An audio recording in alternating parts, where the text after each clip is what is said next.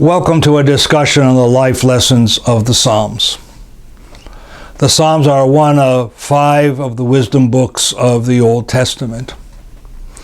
These books talk about real life and real people.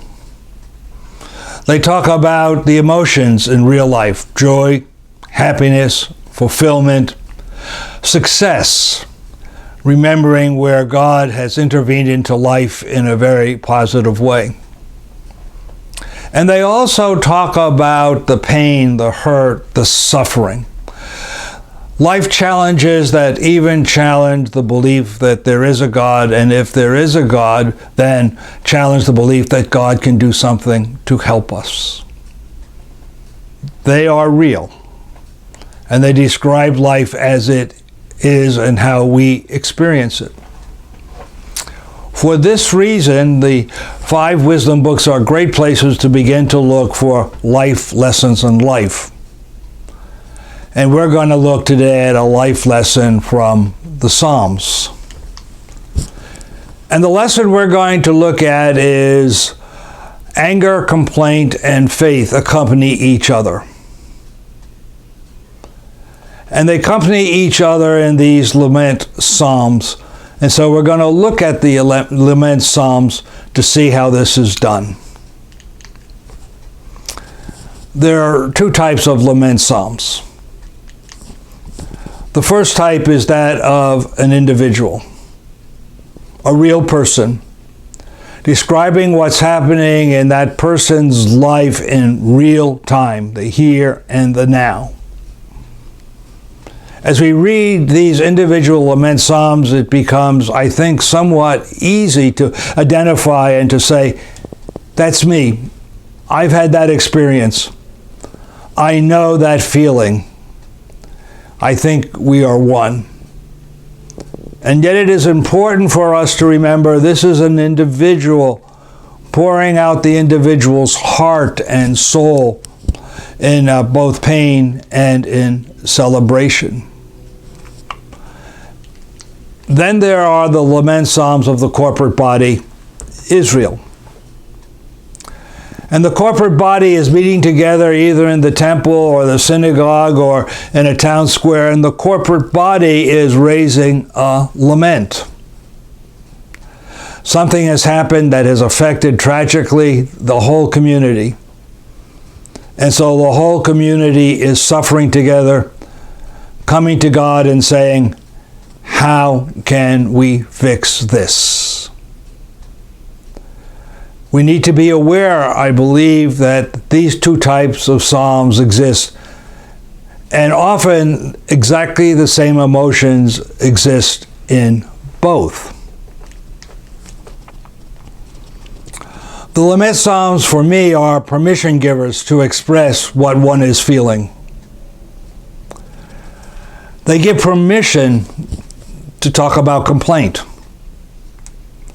They give permission to be angry. And they give permission to despair.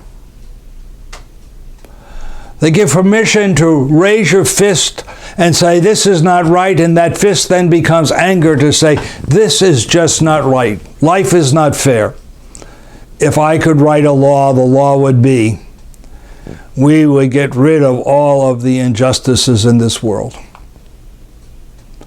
And then there is despair that after we have shaken our fist, after we have complained enough, nothing seems to happen, and we wonder if the effort is worthwhile. Now, I want to say here that too often we are told that Christians don't complain. Complaint is not a part of our lifestyle. And some very well-meaning people who really want to try to comfort us will say, maybe you shouldn't complain, but maybe you should count your blessings. I mean, look at all that God has given to you. Look at the joy and the happinesses. Remember and count your blessings. And some very religious people who want to be helpful will say, anger is not a part of our lifestyle. We shouldn't be angry. We are loving people. We are caring people. We are accepting people. We are even tolerant people. Anger has no place in our lives. And there are people, well-meaning, caring people, who can't understand despair. I mean, look at what life has to offer, and look at what God has given. And the great promise is that God is always going to reach down and pick us up from the pit. And they wonder how anyone who believes in God or Jesus can be full of despair. Well, I want to acknowledge their caring and their loving. And I also want to say they are dead wrong. The Lament Psalms are approximately 1/3 of all the Psalms in the Bible. And I think it's that important that they be that numerous to say, no, in this book and in the rest of Scripture, complaint is a part of life. In this book and in this Scripture, anger happens and it must be dealt with. And despair is certainly a part of life. And until complaint and anger and despair can be named, they cannot be managed or they cannot be resolved. And so when I read the Lament Psalms, I read literature, God's Word to God's people, that these are emotions that cannot be put under the rug, but they must be addressed and they must be dealt with. And then I want to add to this that these emotions are for both individuals, a corporate body, Israel, or a corporate body, the church. Now, as we begin to enter into the study of the Lament Psalms, we recognize that Lament Psalms have a set pattern. And the pattern is there is always a complaint. Something is always wrong. There is a disease, there is a hurt, there is rejection, there are people attacking, nations are attacking, there is always complaint. And there's always an imperative or imperatives for God. In light of this complaint, in light of what's happening, God, this is what you should do. This is what you must do. As I read the Lament Psalms and hear the imperatives of those Psalms, I am caught that never in the book of Psalms are the words, not my will, but yours be done. No, the imperatives are very specific, and the expectation is God will do and implement those imperatives. Sometimes there is remembering of God's past faithfulnesses. We go back into history and we say, as you have been there in the past, so we expect you to be here in the present. Now, the majority of times the past remembered is the exodus from Egypt by the Hebrews. And as you were with the Hebrews when you brought them out of Egypt, so you will be with us. There are certainly other historical events, but the Exodus dominates. And then sometimes the psalmist, after the psalmist has complained, and after the imperatives have been delivered, and after there is a remembrance, the psalmist will come along and praise God. You are a great God. You are a wonderful God. You are a faithful God. This is the pattern of all of the Psalms in the book of Psalms, the Lament Psalms. Now let's take a look at some of the individual Lament Psalms. Psalm 71 is a lament psalm. The psalm is written by an old person. The text says so. We'll read that in a minute. And this old person is suffering from the feeling of being absolutely ignored. We can assume by reading this psalm that there is a younger generation that say old people have nothing to contribute or offer. Their time is past. Their traditions are old and they no longer apply. Their wisdom doesn't fit the current generation or the current world as it exists. Oh, we will be nice to old people, maybe, but we're going to set them on a shelf and just leave them there. And they can just smile and do whatever they want, but they're not going to be a part of our life. And so this old person, feeling ignored, turns to God and says, "Do not cast me off in the time of old age. Do not forsake me when my strength is spent. I know I'm getting old. I know I am not physically able to do what I could do 15, 20 years ago. I know I tire more quickly, but I still have something to contribute, and I still have an insight that is worthwhile. Oh God, don't you turn away from me or ignore me or put me on the shelf. Let me continue to contribute to your kingdom and to do your will." There is the complaint, and there is the imperative.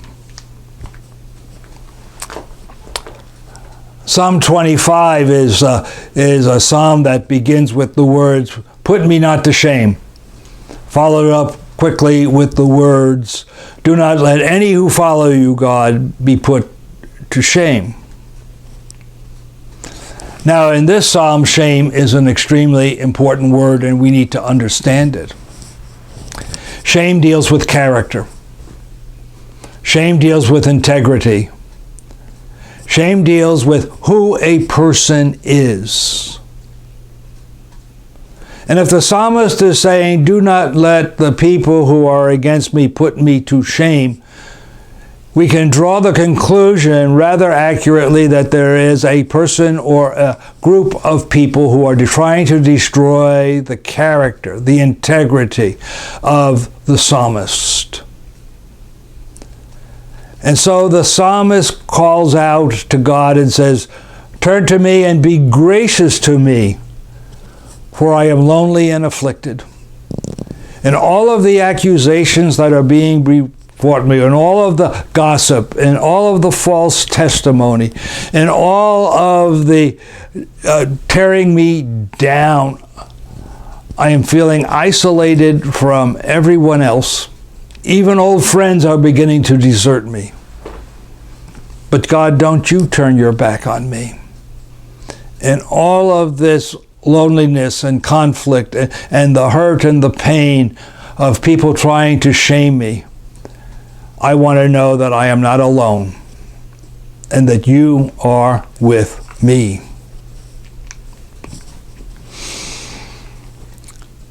Psalm 27 has a great many references to the temple in Jerusalem. As a result, the scholars believe probably the psalmist is a temple official, a priest, or a Levite. And evidently there is a debate, a division, a lot of dissonance between the clergy. Imagine that, the clergy fighting with each other. And the psalmist is being attacked, probably accused, when we look at the language of the psalm, of doing something against the beliefs of God's people, or rebelling against some practice within the temple the psalmist doesn't believe is right. And so the psalmist raises the psalmist's voice to God with this argument in the background, the imperative: "Do not give me up to the will of my adversaries, for false witnesses have risen against me, and they are breathing out violence." In the midst of this religious battle, even if it's practical, it is religious. The psalmist calls out for God and says, be with me in this fight. Don't let me be dismissed or pushed out of the temple.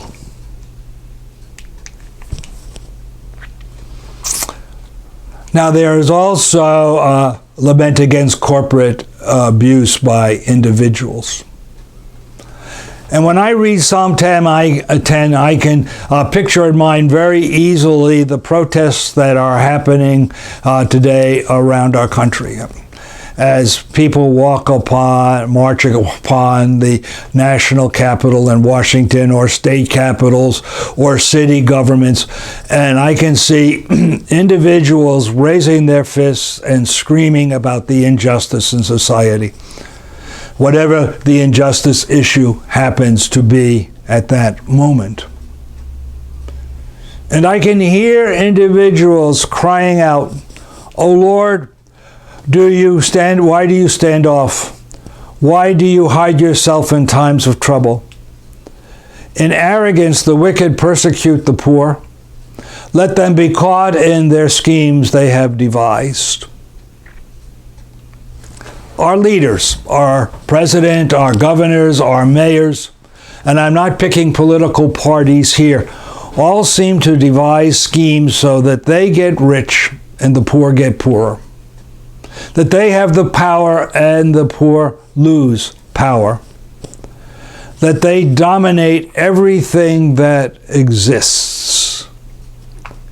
And in the light of such injustice, individuals cry out against a corporate body or a large group or a corporation.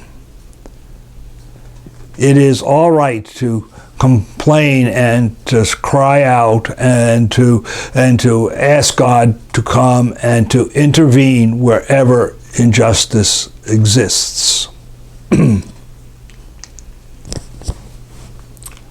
Psalm 6 has all the characteristics of a lament psalm. So we're going to look at this psalm in more detail. But before we do this, I need to put this insight in here. In the Old Testament, all suffering as well as all blessings originate from God. If you have a blessing, it means you did something right and God is well pleased. If you're suffering, you did something wrong and God is angry. Now that teaching is not in any of the moderate or liberal churches, and I suspect there's a whole bunch of conservative churches that don't teach this anymore either. But if we're going to read the Psalms, and if we're going to read the Old Testament, this is the context in which it was written, and we need to read and understand it in that context. That context does not exist today. So Psalm 6 begins with a complaint. I am weary with my moaning. Every night I flood my bed with tears. I drench my couch with weeping. My eyes waste away because of grief. They grow weak because of all my foes. There are two complaints here. The psalmist is suffering physically or spiritually. There is either physical, psychological, or spiritual, or all three things happening in the psalmist's life. And then the second is, my foes are taking advantage of me. Now we don't know which comes first. The psalmist becomes ill, diseased, discomfort, sick. And as a result, the foes jump in and say, he's weak, she's weak, we can do what we want. Or the psalmist has been attacked, as we've seen in the previous lament psalms. And the stress and the strain of being put to shame, or the stress or the strain of being accused of misdeeds, has finally had a physical, spiritual, psychological effect on the psalmist. Either way, the complaint is laid out there straight on. Now the imperatives are implied in this psalm, but they're very clear. The psalmist wants to be healed. The psalmist wants a good night's sleep without waking up crying or shaking or just being pulled apart. And the psalmist wants the foes to retreat. He doesn't want to be threatened anymore. He doesn't, or she doesn't, want to be taken advantage of anymore. Now in Psalm 6 we have trust in God. And the trust comes from past experiences. So let me read the trust and then we'll talk about the experiences. Depart from me, all you workers of evil, for the Lord has heard the sound of my weeping. The Lord has heard my supplications. The Lord accepts my prayer. All my enemies shall be ashamed and struck with terror. They shall turn back and in a moment be put to shame. The Lord has heard my prayer. Probably refers to the psalmist having prayed before, not in this instance, but before, sometime in the recent past, sometime in the long-term past. And God came and God answered the prayer of the psalmist the way the psalmist wanted the prayer answered. And because God did that in the past, the psalmist assumed God has heard my prayer. I will be healed. And my foes will turn away from me. They will even be shamed. Here is the whole package of the pattern of the lament psalms. Now the life lessons in Psalm 6. If God is big enough to accept our praises and love, God is big enough to hear and deal with our complaints and anger. I think that's a message throughout all of the lament psalms. God is big enough, and we know God will listen because we know God will listen to when we come and sing praises. It is a whole picture. Lament and blessing remind me of a sine curve. And the sine curve, as you remember it from school, starts on an axis and then goes up to a high point and then comes to a low point and goes to the high point and the low point, as long as you keep the curve going. Now it's a complete curve. So all of the positives are above the axis, the joys, the happinesses, the remembering. God does answer. And all of the negatives, it seems as if my foes are so strong, it seems as if I'm going to be shamed. I don't know where to find peace and happiness, but they are all a part of the same person. The sine curve tells us when we question, when we suffer, when we doubt, does not mean we lack faith. It means when we have high points, we're also going to have low points. And this is part of the whole package of being God's child or being God's people. Now let's look at the corporate laments. And there are two emphases in the corporate laments, two kinds of complaints. There is real anger and complaint against corporate injustice and by civil and religious leaders. And there is being defeated in battle.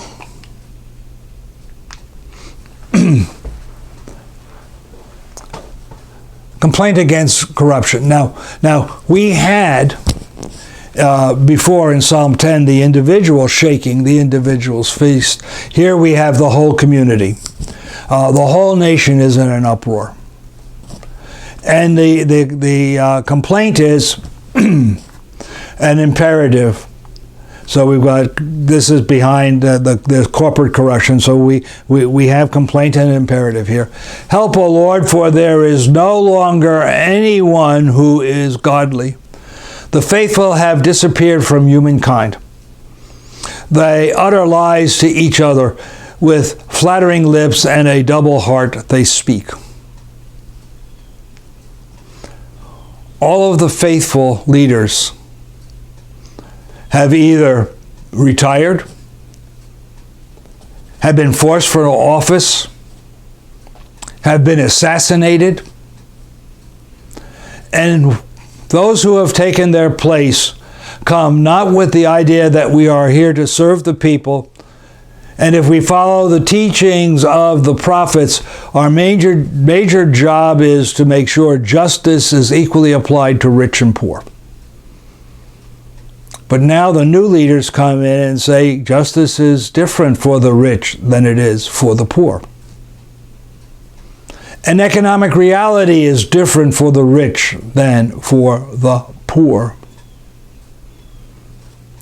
And can anyone trust what that political or religious leader is saying, because they'll say this to this group and they'll say that to that group, and there's no comparison between what is being proclaimed.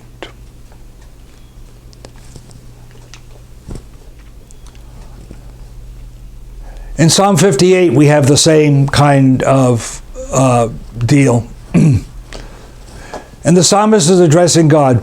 Do you indeed decree what is right, you gods? Now the commentaries I read on this say the word gods here is much better translated as leaders, you leaders. And sometimes leaders are portrayed as gods. And maybe the psalmist here is saying, your leaders think that they are gods, so he is mocking or she is mocking them. Do you judge people fairly? No, in your heart you devise wrongs, your hands deal out violence on the earth. We can say this psalm says exactly the same as the previous psalm. The corruption against among the leaders of God's people.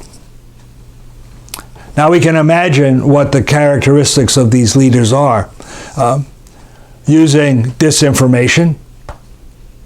An example.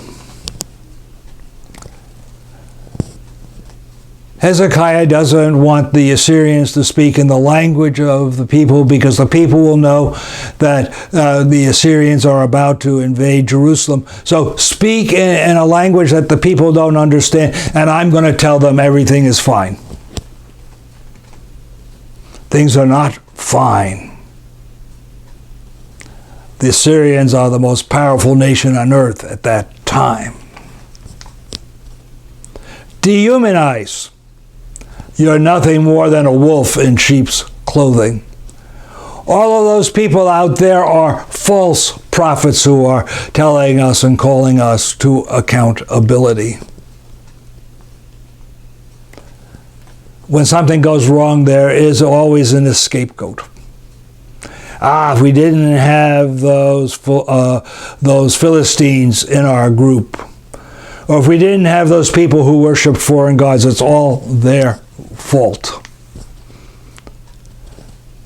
Discriminate between one group of society and another, and they're having no regard for social justice.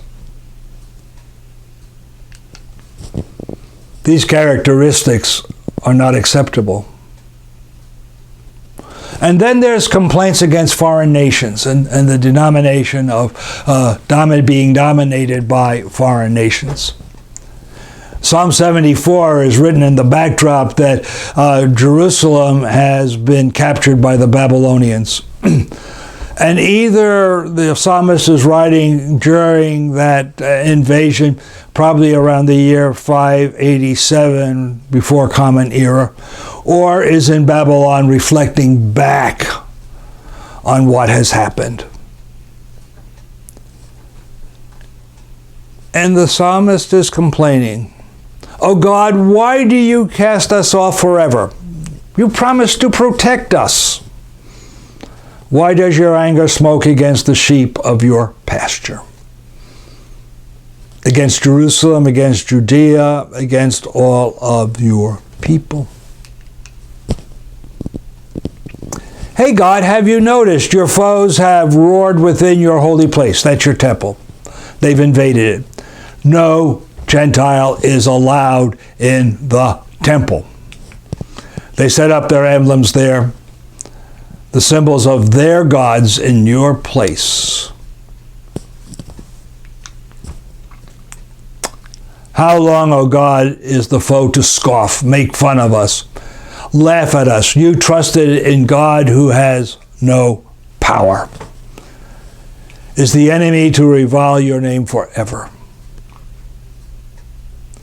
Everything that God's people believed about God's power, God's house, God's temple, Jerusalem, God's presence in this world has been challenged when the Babylonians defeat Judah and destroy Jerusalem.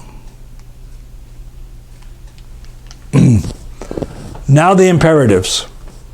Remember Mount Zion where you came to dwell. If God will remember, the memory of what God did and what God promised will cause God to act in our favor again. Don't you remember when we did? Don't you remember when we laughed together? Don't you remember when we celebrated together? Where did all that disappear to?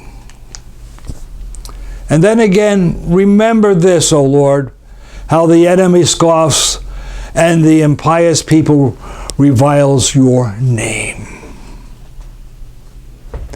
Don't let that be a distant memory in the back of your mind. If it's forward in the very front of your mind, you will act. You will beat the Babylonians. You will restore Jerusalem. You will restore your temple. Now, imperative, another one. Do not let the downtrodden be put to shame. Let the poor and the needy praise your name. Not only restoring the top echelons of society, the top leaders, politically or religiously, let everyone rejoice and receive the benefits of your saving actions. And then in Psalm 74, we wind up trusting God. Yet God, my King from of old, working salvation in the earth. And here we have the psalmist remembering that God is the creator of all that exists. And if God can create and sustain all that exists, God has created and can sustain God's people. God will be there.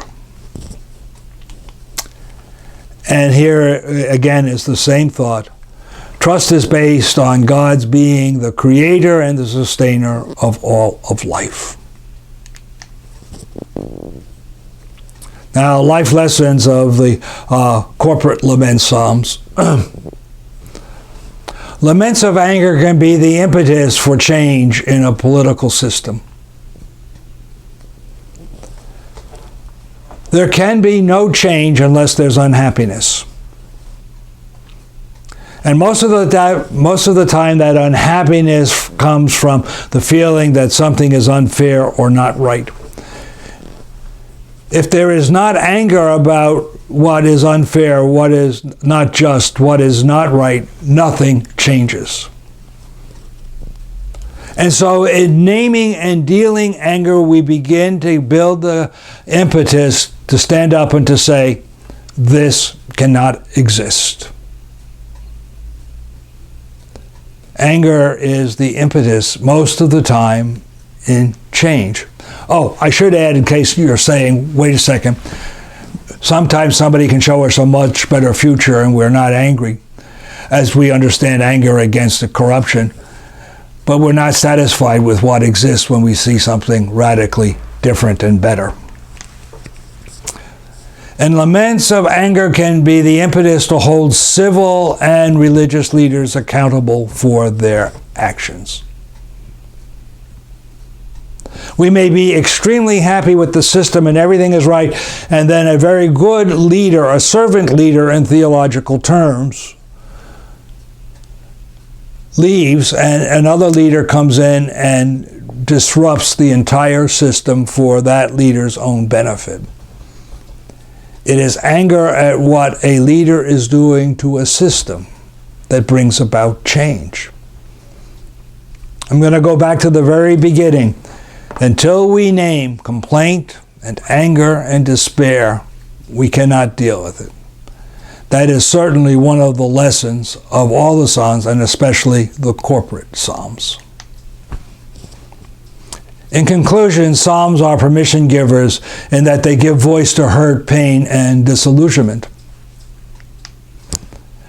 They ask specifically for God's actions to change. It's not, oh, and by the way, if you don't want to do that, it's okay. No, when we are hurting, we ask very specifically, heal, make whole, change. And they have faith in and praise for God. All three, complaint, anger, and praise, can exist at the same time together. Thank you for being here today. I hope this was helpful for you. I hope that you receive some new insights or something you already believed was reinforced. And I pray that maybe a question was raised that you would like to explore in the coming days. Again, thank you for being here.